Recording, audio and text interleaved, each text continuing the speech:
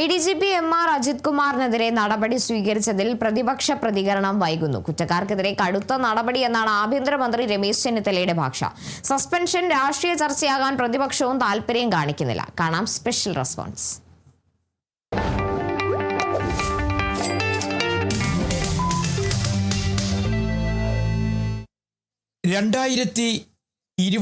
മുതൽ 2023, 2024 വരെ MR അജിത് കുമാറായിരുന്നു കേരളത്തിലെ എല്ലാം. പോലീസിനെ നയിക്കുന്നതും കേരളത്തിലെ ലോ ആൻഡ് ഓർഡർ കാര്യങ്ങളിൽ ഇടപെടുന്നതുമൊക്കെ MR അജിത് കുമാറായിരുന്നു. എന്ന് പറഞ്ഞാൽ DGPക്കും മുകളിലായിരുന്നു അന്ന് കാര്യങ്ങൾ. കൃത്യമായി പറഞ്ഞാൽ അന്നത്തെ മുഖ്യമന്ത്രിയായിരുന്ന പിണറായി വിജയനെ സന്തോഷിപ്പിക്കാൻ MR അജിത് കുമാർ പരമാവധി കാര്യങ്ങൾ പാർട്ടിക്ക് വേണ്ടി ചെയ്തു എന്നൊക്കെ വരുത്തിവെച്ചു. പക്ഷേ ഇപ്പോൾ അതെല്ലാം മാറിമറിഞ്ഞിരിക്കുന്നു. SITയുടെ അന്വേഷണ റിപ്പോർട്ട് പോലീസും അല്ലെങ്കിൽ പോലീസ് മേധാവിയും അതിനൊപ്പം ആഭ്യന്തര വകുപ്പും പിന്നീട് മന്ത്രിസഭയും ഒക്കെ അംഗീകരിച്ചിരിക്കുന്നു. സസ്പെൻഷനിൽ വരെ എത്തിച്ചേർന്നിരിക്കുന്നു. കാരണം അദ്ദേഹം ഇപ്പോൾ DGP പദവിയിലേക്ക് ഉയരേണ്ട സമയമാണ്. ഈ മാസം 31 ഫയർ ആൻഡ് റെസ്ക്യൂവിൻ്റെ DGP ആയ നിതിൻ അഗർവാൾ അവിടെ നിന്ന് വിരമിക്കുമ്പോഴേക്കും ആ പോസ്റ്റിലേക്ക് DGP പദവിയിലേക്ക് ഉയരേണ്ട ആളാണ് MR അജിത് കുമാർ. സ്ക്രീനിംഗ് കമ്മിറ്റിക്ക് മുമ്പിൽ അദ്ദേഹം എത്തണം. അതിനു മുമ്പ് തന്നെ സർക്കാർ നടപടികൾ നടത്തി വേഗത്തിലാക്കി MR അജിത് കുമാറിനെ സസ്പെൻഡ് ചെയ്തു, തൽക്കാലം പുറത്തു നിർത്തി. എന്തായാലും അദ്ദേഹം നിയമ നടപടികളുമായി മുന്നോട്ട് പോകും, ഉറപ്പാണ്. MR അജിത് കുമാർ സംബന്ധിച്ചിടത്തോളം അദ്ദേഹത്തിൻ്റെ കൈവശവും കുറേ തെളിവുകളുണ്ട്. ആ തെളിവുകളുമായി അദ്ദേഹം മുന്നോട്ട് പോകും എന്നുള്ളത് ഉറപ്പാണ്. പക്ഷേ ഇവിടെ SITയുടെ കണ്ടെത്തലുകളെല്ലാം തന്നെ MR അജിത് കുമാറിന് പ്രതികൂലമാണ്. അദ്ദേഹത്തിന് പിടിച്ചു നിൽക്കാൻ കഴിയാത്ത തരത്തിലുള്ളതാണ്. 2023 ഈ സംഭവം നടക്കുന്നത്. ഡിസംബർ മാസത്തിൽ അന്നത്തെ മുഖ്യമന്ത്രിയായിരുന്ന പിണറായി വിജയൻ്റെ നവകേരള യാത്ര നടക്കുമ്പോൾ പ്രതിഷേധിച്ച യൂത്ത് കോൺഗ്രസ് പ്രവർത്തകരെ ആലപ്പുഴയിൽ വെച്ച് മർദ്ദിച്ചു എന്നുള്ളതാണ് പ്രശ്നം. മർദ്ദിച്ചത് പോലീസല്ല, മുഖ്യമന്ത്രിയുടെ അംഗരക്ഷകരായ ഗൺമാന്മാരായ മൂന്നംഗ സംഘമായിരുന്നു. അത് പിന്നീട് 5 മാറി. ആ 3 അംഗ സംഘത്തിൻ്റെ പേരിൽ അന്ന് വലിയ പരാതി ഉയർന്നു. കോടതിക്ക് മുന്നിൽ വരെ ഈ വിഷയമെത്തുന്നു. ആദ്യം തന്നെ അന്നത്തെ പോലീസ് സൂപ്രണ്ടായിരുന്ന അല്ലെങ്കിൽ ആലപ്പുഴ പോലീസ് സൂപ്രണ്ടായിരുന്ന SP ആയിരുന്ന നൽകിയ റിപ്പോർട്ട് അനുസരിച്ച് ഈ ഗൺമാന്മാർക്കെതിരെ നടപടി എടുക്കണം എന്നുള്ളതായിരുന്നു. രണ്ടാമത് കോടതി നിർദ്ദേശപ്രകാരം നടത്തിയ അന്വേഷണത്തിലും ഇവർ കുറ്റക്കാരാണെന്ന് കണ്ടെത്തിയിരുന്നു. പക്ഷേ ഈ 2 റിപ്പോർട്ടുകളും പൂഴ്ത്തുന്നതിന് വേണ്ടിയും അത് മാറ്റിമറിക്കുന്നതിന് വേണ്ടിയും അന്നത്തെ ADGP ആയിരുന്ന MR അജിത് കുമാർ വലിയ പങ്ക് വഹിച്ചു എന്നാണ് പ്രത്യേക അന്വേഷണ സംഘത്തിൻ്റെ കണ്ടെത്തൽ. ആ കണ്ടെത്തൽ ശരിവെക്കുന്ന തരത്തിലായിരുന്നു കാര്യങ്ങൾ ഓരോന്നും. ആദ്യഘട്ടത്തിൽ DGP നടപടിയിലേക്ക് കടന്നില്ല, അല്പമൊന്ന് വൈകിയെങ്കിൽ തന്നെയും, അത് വലിയ ചർച്ചയായെങ്കിൽ തന്നെയും. പക്ഷെ അവിടെയും DGP കൃത്യമായ കാര്യങ്ങൾ പാലിച്ചു, കൃത്യമായ രീതിയിൽ അന്വേഷണം ആവശ്യപ്പെട്ടു, കൃത്യമായ തെളിവുകൾ വേണമെന്ന് പറഞ്ഞു. പക്ഷേ ആ തെളിവുകളെല്ലാം അംഗീകരിച്ചുകൊണ്ട് തന്നെ ഇപ്പോൾ അദ്ദേഹത്തിന് MR അജിത് കുമാറിന് സസ്പെൻഷനിലേക്ക് എത്തിയിരിക്കുന്നു. സസ്പെൻഷൻ ലഭിച്ചതോടുകൂടി തന്നെ ഇപ്പോൾ ആരും ഒരു വാക്കും മിണ്ടുന്നില്ല. അന്ന് ആർക്കു വേണ്ടിയാണോ സഹായഹസ്തങ്ങൾ ഉയർത്തിയത്, അല്ലെങ്കിൽ ആരെ സഹായിക്കാൻ വേണ്ടിയാണോ അന്ന് MR അജിത് കുമാർ ഇറങ്ങിത്തിരിച്ചത്, അവരൊക്കെ മൗനത്തിലാണ്, ഒന്നും മിണ്ടുന്നില്ല, സഹായിക്കാൻ പോലും ഒന്നും തയ്യാറാകുന്നില്ല, വാക്കുകൾ കൊണ്ടുപോലും ഒന്നും പറയുന്നില്ല. പക്ഷേ ഇവിടെയാണ് ഒരു കാര്യം മനസ്സിലാക്കേണ്ടത്. അന്ന് പലപ്പോഴും പലരും ചോദിച്ചിരുന്നൊരു കാര്യമുണ്ടായിരുന്നു. DGPക്ക് മുകളിലായിരുന്നു പല കാര്യങ്ങളിലും അന്നത്തെ ADGP ആയിരുന്ന MR അജിത് കുമാർ നടപടികൾ സ്വീകരിച്ചതെന്നായിരുന്നു കോൺഗ്രസ്സുകാരുടെ അന്നേ ഉണ്ടായിരുന്ന ആരോപണം. ആ ആരോപണങ്ങൾ അവർ കരുതി വച്ചിരുന്നു. അവസരം കിട്ടിയപ്പോൾ അവർ കൃത്യമായി അത് വിനിയോഗിച്ചു, അല്ലെങ്കിൽ അതിന് പരിഹാരമെന്ന നിലയ്ക്ക് അവർ പ്രവർത്തിച്ചു.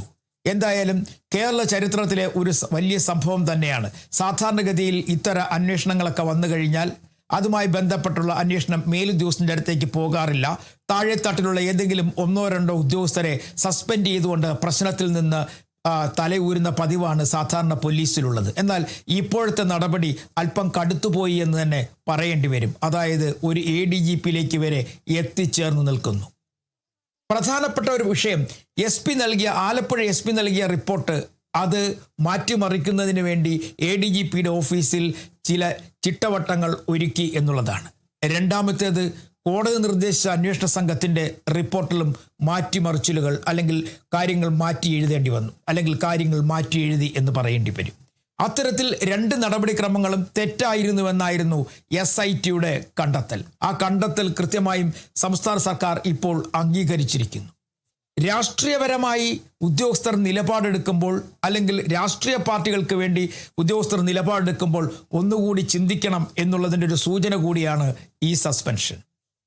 കൂടുതലായി അല്ലെങ്കിൽ അവരവർക്ക് നൽകിയിരിക്കുന്ന ജോലികൾ കൃത്യമായി ചെയ്യുക, അതിനും അപ്പുറത്തേക്ക് പ്രീതി പിടിച്ചു പറ്റുന്നതിന് വേണ്ടി നടത്തുന്ന ശ്രമങ്ങളൊക്കെ തന്നെ ഇത്തരത്തിലൊക്കെ അപകടകരമായി എത്തിച്ചേരും എന്നുള്ളതൊരു ഓർമ്മപ്പെടുത്തൽ കൂടിയാണ് ഇത്. എന്തായാലും വലിയ നടപടി ആണ് ഒരു IPS ഉദ്യോഗസ്ഥരെ സംബന്ധിച്ചിടത്തോളം. കാരണം അദ്ദേഹത്തിന് വരും ദിവസങ്ങളിൽ DGP ആകേണ്ടതാണ്. ഈ മാസമാണ് നിതിൻ അഗർവാൾ ഫയർ ആൻഡ് റെസ്ക്യൂവിൻ്റെ DGP സ്ഥാനത്ത് നിന്നും വിരമിക്കുന്നത്. ആ പോസ്റ്റിലേക്ക് ഈ MR അജിത്കുമാർ എത്തിച്ചേരേണ്ട ആളാണ്. പക്ഷേ അതിനു മുമ്പേ സസ്പെൻഷൻ നടപടിയിലെത്തി. മാത്രവുമല്ല, ഇനി സ്ക്രീനിംഗ് കമ്മിറ്റി ഇടപെടത്തില്ല. കാരണം ഡിപ്പാർട്ട്മെന്റ് തലത്തിൽ ഇപ്പോൾ നടപടി നേരിടുന്ന ഒരാളാണ് ഈ ഉദ്യോഗസ്ഥൻ. അതുകൊണ്ട് തന്നെയാണ് പ്രശ്നങ്ങൾ അങ്ങനെ തന്നെ പോകുന്നത്. കോൺഗ്രസിനെ സംബന്ധിച്ചിടത്തോളം അവരുടെ ഒരു അഭിമാന പോരാട്ടമായിരുന്നു അത്. ആലപ്പുഴ സംഭവത്തിൽ മാത്രമല്ല, ഈ 2021 മുതൽ ഈ 2023-24 വരെ പല കാര്യങ്ങളിൽ MR അജിത്കുമാറിന് എതിരായിരുന്നു കോൺഗ്രസിലെ പല നേതാക്കന്മാരും. പ്രത്യേകിച്ചും അന്നത്തെ പ്രതിപക്ഷ നേതാവും ഇപ്പോഴത്തെ മുഖ്യമന്ത്രിയുമായ VD സതീശൻ ഉൾപ്പെടെയുള്ളവർ.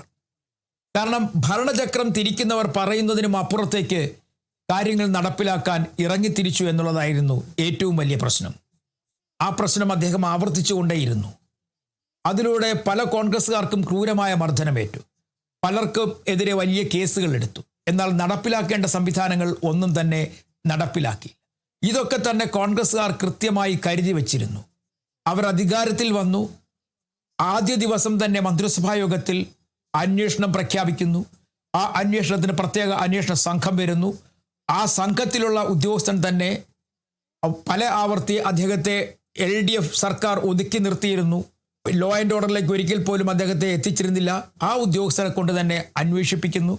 കൃത്യമായി അവിടം തൊട്ട് തുടങ്ങി ഇപ്പോൾ സസ്പെൻഷനിൽ വരെ കാര്യങ്ങൾ എത്തിച്ചേർന്ന് നിൽക്കുകയാണ്. എന്തായാലും സംസ്ഥാനത്ത് ഇതുവരെ കാണാത്ത ഒരു നടപടിക്രമം എന്ന് വേണമെങ്കിൽ പറയാം.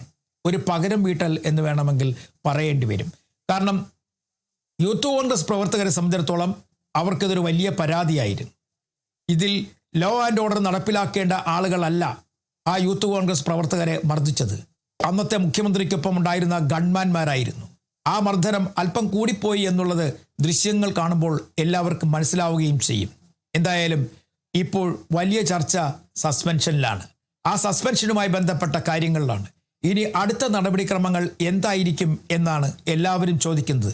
എന്തായാലും MR അജിത്കുമാർ നിയമ നടപടികളുമായി മുന്നോട്ട് പോകും എന്നുള്ളത് ഉറപ്പാണ്. അദ്ദേഹത്തിനും ചിലത് പറയേണ്ടി വരും, ചിലത് പറയുക തന്നെ ചെയ്യും.